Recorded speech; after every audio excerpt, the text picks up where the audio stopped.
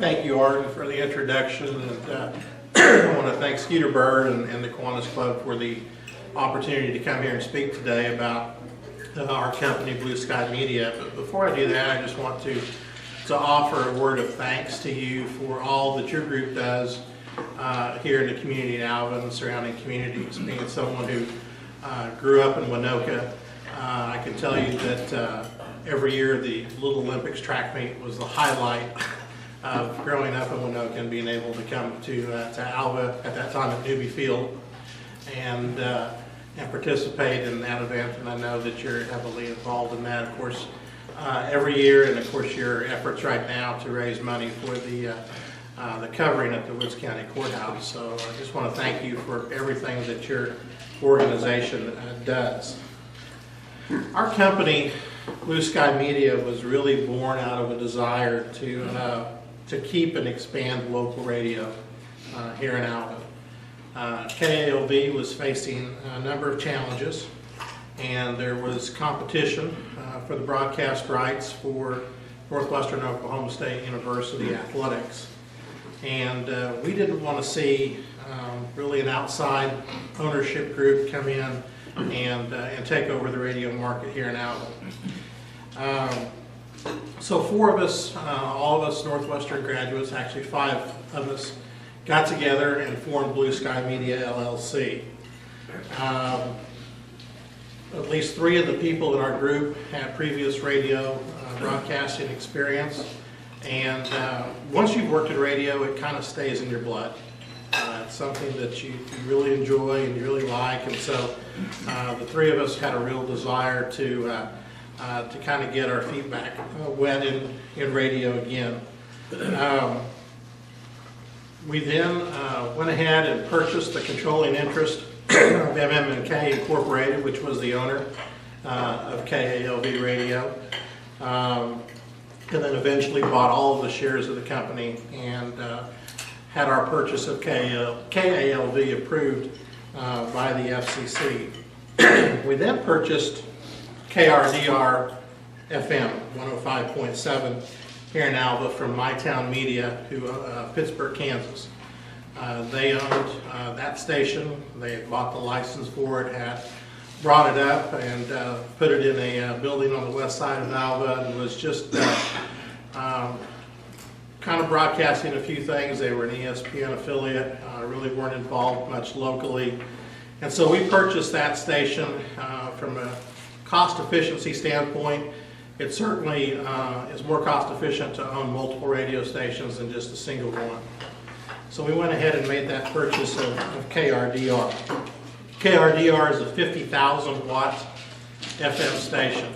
Its signal will get all the way east of Enid and to about Woodward.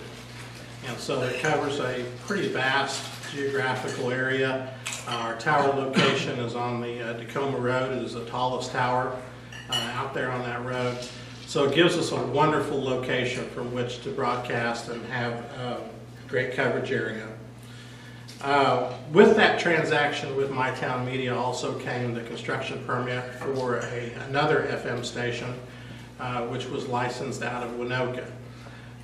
We still own the license to that. We have covered our construction permit to bring that station alive, but we've really not done anything with that yet, and we'll be making some decisions over the summer of what we're going to do with that station. If we do bring it to life, one of the interesting things about that is we have applied and successfully received the call letters of KBUG, KBUG from the FCC. So, that may be something, if we bring to life, that'll be a great marketing tool for Alva and for Alva High School. So we'll see how that works out. All of these FCC transactions were completed in the fall of this year. We actually took physical control over the radio stations in August. Because of the lateness of the transactions, we had hoped to complete those sales back in April of last year, and instead it drug on until the 1st of August. We were just at that point running with our hair on fire to try to get ready for the start of the sports broadcasting season. We had, through a bid process, won the rights to Northwestern Oklahoma State University athletics, and of course we had continued as the broadcast station for Alva High School sports. We started with really not much time to focus on some things that we wanted to. And we were just worried about getting those programs on the air and delivering a quality broadcast to our listeners. There were a lot of growing pains, obviously. Anytime you buy a new business and take it over from people, there's different ways that you want to do things. There are a lot of different equipment needs that we felt like we needed to have compared to other stations. One of the stations that we purchased was still doing their billing on a dot matrix printer with a floppy disk. So there were obviously some upgrades that we needed to make, and we did that. So we got through our first sports season. We think we were able to do very well. Got a lot of compliments on being able to move Northwestern State Sports to an FM station, and never having the conflict in basketball in which Alva High School and Northwestern were playing on the same day, and you had to decide which one you were going to cover. With both an AM and an FM, we had two stations, so we were never, we didn't have to miss a game. And of course, that's very important to our listeners and to the fans of those two stations. Since the spring, we've really been focused on improving the quality of our signal and on our infrastructure. I can tell you that for the first time in probably 5 or 6 years, KALV is actually operating at its full 500 watt capacity.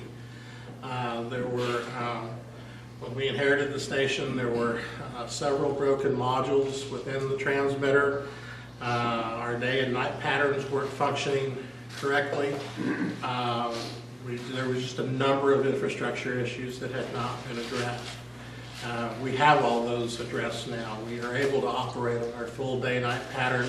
We're operating at a full 500 watts.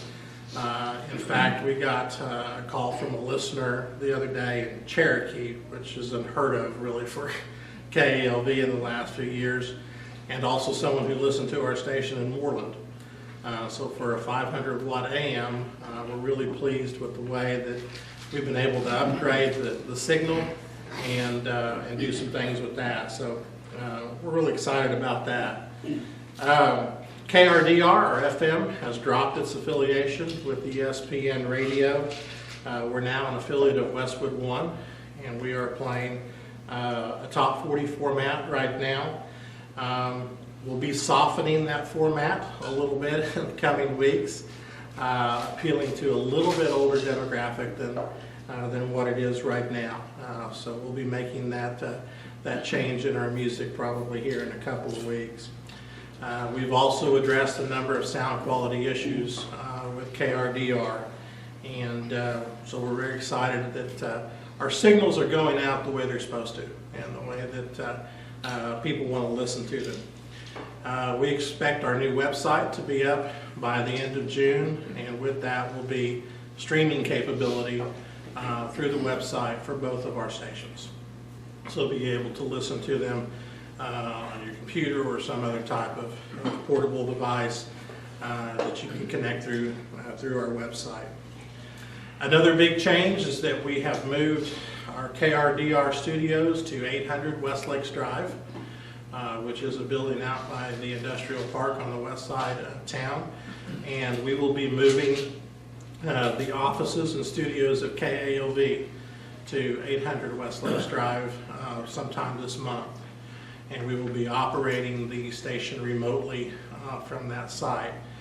The towers and transmitters for KALV obviously stay in place there on the north side of town, across the river. in a floodplain in the lowest part of town. Whoever decided to build a radio station there really had some forward thinking when they were planning that. But so we will have all of our stations consolidated under one roof, and that will increase the effectiveness and some of the things that we'll be able to do with those stations. With our technology upgrades complete, now we're going to start working on developing more local programming. We've got a morning show that is in the works that hopefully will debut sometime in July. We will be looking at expanding our local interview programs to include not only superintendents, but also we'll be looking at trying to interview various directors from the Chamber of Commerce in various communities. We want our stations to serve as a conduit to Alva being the economic hub that it needs to be here in Northwest Oklahoma. And so we'll be reaching out to those smaller communities and bringing them in and letting them be able to also talk about the things that are happening in their communities. We'll be looking at adding weather forecasts. We did severe weather coverage during the recent severe weather that we have, and we'll be continuing with live severe weather coverage whenever that happens.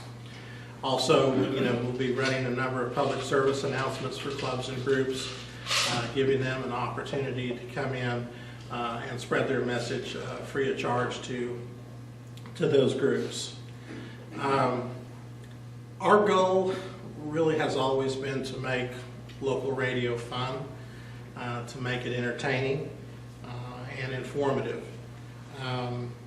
4 of the 5 owners of our group live here in Alva.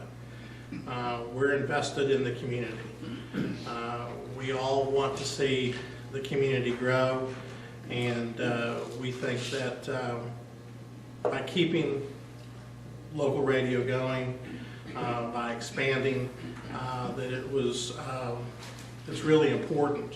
And it kind of hit home right after we had bought the FM. One of the first people I went down and visited with was Jim Holder. Jim had always been a good friend, and Jim was as excited about that as I'd seen him in a long time. And so it told us we were doing something that needed to be done, that we were doing something right and good for the community, and so we're excited about moving forward with that. As Lynn will probably tell you, radio won't make you rich. Sometimes it's a break-even process, but it is really our commitment to providing that service to the Alva community that really keeps us going. Nielsen just came out with a study a few months ago that says the average person over 18 years old listens to radio a little more than 13.1 hours per week. So there are a lot of people that says that radio is a dying industry, and there certainly are challenges with any media industry. But local radio still has a place, still has a home. Communities still need that, as they need a local newspaper, as they need all of those services. And so we're committed to being able to do that. What have we learned since buying these radio stations? We've learned a lot. We've learned that the technology that runs radio stations has changed dramatically. It is pretty much like every other industry. It is a computer-based service, from our automation systems to the things that we use for billing. When our signal comes in through a satellite, it runs through about 3 different processors, a computer, and before it ever gets to our board and then gets sent out to the transmitter for you to be able to listen to. And anytime you incorporate that much technology, there's always a lot that can go wrong. It only takes one of those systems to fail, and you're not sending out the signal that you need to, or sometimes you're completely off the air. So we've learned a lot about the technology, but we've made the investments that we think are necessary to be able to compete. We've learned a lot about dealing with a government agency, the Federal Communications Commission, and the paperwork that is involved in any type of transaction that you do with the FCC. I will say that the ability to file the forms online, and they are pretty responsive, but there's a lot of paperwork, as Lynn can attest to also, in dealing with the FCC. And lastly, we learned really that timing is everything. Sure would have been great to have bought these stations 5 years ago when oil was $89 a barrel and the price of wheat was better than it is right now. It's a tough economy out there. Anybody who owns a business knows that.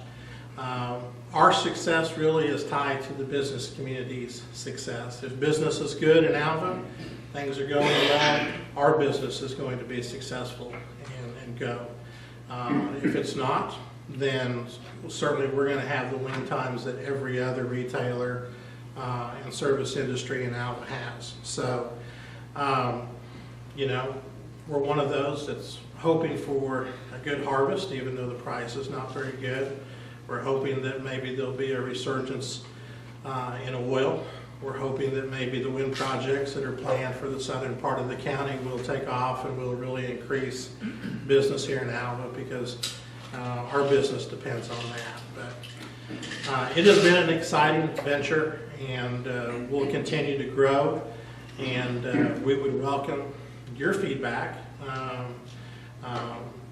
on anything that we do, anything that we can do to improve our service. And we're going to kind of continue to look for innovative ways to try to serve the people of Alva or Northwest Oklahoma, and give them some radio options that they can be really excited about. So with that, I'll answer any questions that you may have that I can't answer, and we'll go from there. Are you broadcasting this over the radio right this minute? We are not. I tried to get the broadcast rights from Mr. Chafee, and they really were too high. And we just couldn't Are you going to afford have to do the that. ability to, wherever you're located, get out your smartphone and broadcast right from where you are? We can call in, of course, to any of our studios and do remote broadcasts, and we'll be doing a lot of that.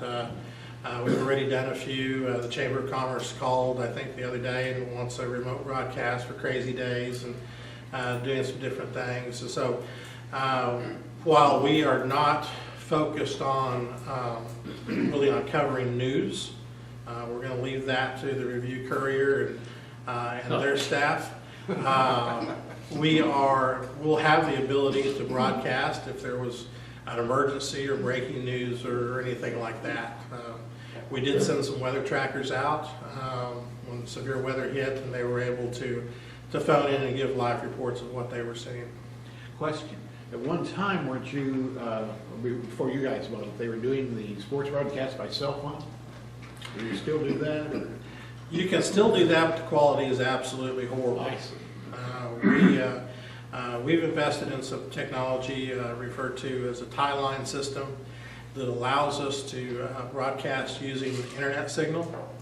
We have a static IP address now at our station, and so it allows us, particularly when we're broadcasting from in town, to be able to use the internet to deliver those broadcasts, and you don't have any of the loss of quality that you have when you go through a phone line or a cell phone signal. How old is KALV? 1956.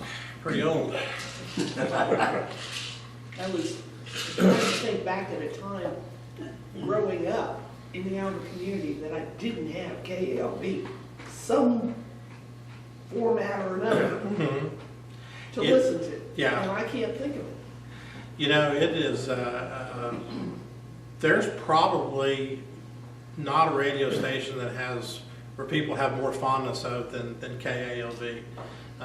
From its call letters, you know, the first 3 letters of Alva, to everything that it's done over the years, people, the listeners and the people who enjoy KALV are very, very loyal listeners.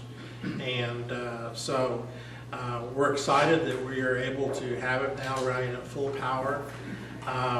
The FCC is very concerned that AM radio is going to die off. There's continue to be less and less AM stations, and so they're getting ready to do some new rulemaking. And one of the things that they're proposing is really taking some of the restrictions off of AM radio to be able to allow it to survive. And one of the things that we're very hopeful of, and we see some signs that they may do it, is allow us to increase our power from 500 to 1,000 watts. We actually have a 1,000-watt transmitter out there that's running at half capacity. So if that happens and we were able to boost our signal to 1,000 watts on the AM, it would really help increase our coverage area. And so we're excited about the possibility of that maybe happening. But you know, government rulemaking could happen tomorrow, or it could happen 5 years from now, or never. So, but we're continuing to look at that option. You mentioned Nielsen said something about 13 hours a week in the average listenership. Did you happen to notice whether the breakdown is local radio versus like Sirius or XM? That Nielsen one was a local radio. Just local. Nielsen doesn't really track the online services very well. Certainly among younger people, online radio is those services, Pandora, Spotify, the others, certainly are very popular, and they provide a lot of competition. Really, for us to be effective, we have to be streaming our signal so that people are able to listen to it on devices anywhere that they can. You know, the next evolution in car radios is going to be built-in Wi-Fi in cars. So wouldn't it be great if you could be driving through Texas, get on the Wi-Fi in your car, and be able to listen to something broadcasting out of Alva, Oklahoma, listening to a game or listening to an event. So the technology is changing pretty rapidly, and for us to be successful, we have to move just as quick as the technology is moving. Yes. Steve, for comparison to your FM station, what kind of wattage would WKY out of Oklahoma City have? Because you can hear it in Colorado. They're 50,000 watts. They're 50,000. But you can go to Colorado in the evening and listen to WKY. Yeah, and that's part of the intricacy of AM radio between day and night patterns. And the lower the frequency, the further it goes. You know, you can, yeah, I can remember being as a kid in Kingman, Arizona, and listening to KOMA, you know, at one time. So AM really has some coverage. Of course, AM is directional. And so, you know, our signal goes a lot farther west than it goes east. And that's the way the patterns were drawn up. That's the reason that there are 3 towers out of KLV instead of 1, which you have with an FM that just goes out the same distance in every direction. Is there a difference in how much power you can use for broadcasting depending on what time of day it is? On the AM, I ask yes. you is because we've always grown up farming in a panel out there in Perryton, Texas. And sometimes in the evenings, I can pick up KALV on a tractor radio or something like that out there. There are day and night patterns. We have to run a pattern during the day and a pattern during the night because there is another 1430 AM in Tulsa, and so we can't interfere with their signal. AM frequencies are affected by so many things. Cloud cover. Cloud cover, you have a really cloudy day, your signal goes farther. Don't ask me why, I wasn't a great physics student, but I can tell you that happens. Obviously, electrical interference is more pronounced on AM. than it is FM. One of the things I can tell you is when we make that move to 800 West Lakes Drive with KALV, that constant hum that you hear on any sports broadcast on KALV will be gone. So that really has to do with some infrastructure there at KALV. The phone service, the ability to get internet, everything out at that location is not nearly as good as it is will be at our new location. Did you say you were gonna be able to utilize some higher towers than those one down there in the canyon? No. Those towers are set by height the way they are. Our transmitter will allow us to, if we ever get a chance to power up to 1,000 watts, will allow us to go a little further. But those towers are really in place unless for some reason the FCC changes some rules, which I don't know. But then when you start talking about towers, you start talking about pretty significant investments in money as well. So Steve, how many employees do you have? we have 2 full-time employees and 5 part-time employees. We have a station manager, Dustin Goodnow, who also is leading our sales effort, and then Craig Kilman, who's been a long-time employee of KALV. He stayed with us when we made the transition, and he operates primarily KALV, does his morning shows, and also continues as the voice of Alva High School athletics. We have a number of part-time salespeople, board operators, and we've just recently employed a part-time digital media specialist to help with our digital media efforts. Lynn might know this, but didn't KOV several years ago start an FM station? No, we attempted to when KXLS went on the air in about 81. We decided we better respond to that. And we made an application for an FM. And then the bank that agreed to finance us backed out because of an oil boom crash in the 80s. And so we never got to build it. Let me tell you one interesting story, if you don't mind. I got a call last week from a guy named Goss from Arkansas. He is the son of the guy who put KALV on the air, John Goss. And he was just wanting to know the history. He said, well, how long did my dad have it? And he was talking about the flooding that occurs. And the reason it was built out there, AM radio goes better if you're near wet ground. FM goes better if you're on high ground. Okay, so that's why it's out there in the floodplain. That's a marvelous conducting thing. But anyway, they had a Collins transmitter, and it was there when we bought the station in '69. The Collins transmitter, about the width of that piano, about the height of the white cord, a huge monster. And anyway, he told me that when the floods came, and they would come much more frequently back then than they do now, that his dad would go out and unmount the plate transformers and the power transformers, which were in the base of that big transmitter, to get them off the ground enough that when it flooded inside the building, the transmitters would not get flooded. And they were probably 500 pounds each of those transformers. And so 3 times he said he had to go lift the power transformers out of the Collins transmitter. When we took it over in '69, we got a Gates transmitter and sold the old Collins to Mexico.